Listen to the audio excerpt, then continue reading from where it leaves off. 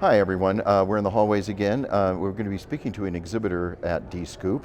And KC, what is it that you find about the people that you end up speaking to here, the attendees, the prospects that you're working with? What's their qualifications? Well, they're very knowledgeable about HP. They've got their act together. They're coming here to see what they want to learn. So that's what Dscoop is about, coming here to learn and get the information that they need to take it to the next level.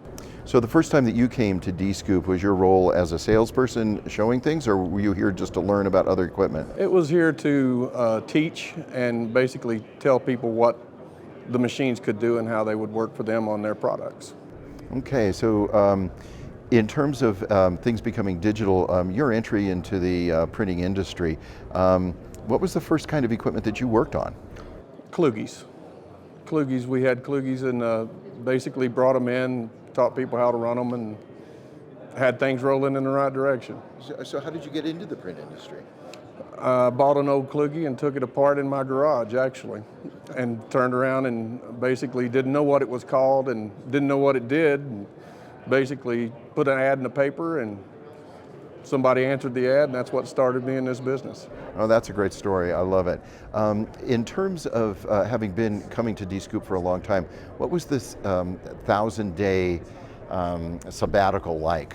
It was horrible, just like everybody knows it was horrible, and we lived through it. So that's what I got to say about the pandemic and the fear factor. I think we've reached the peak of that, and we're about over the fear factor of catching COVID.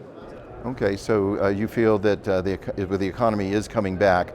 How are you able to meet the demands that come from that with some of the challenges that there are with logistics of getting supplies, both for you and for your customers?